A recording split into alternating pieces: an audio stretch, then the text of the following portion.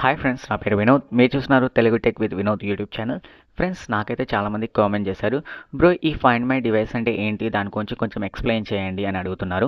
So friends, find my device అంటే ఏంటంటే, ఒకవేళ మన ఫోన్ అయితే ఎక్కడైనా మర్చిపోయినా కూడా, లేకపోతే మన ఫోన్ పోయినా కూడా, సో మనకైతే చాలా బెనిఫిట్స్ ఉంటాయి దీని ద్వారా అయితే.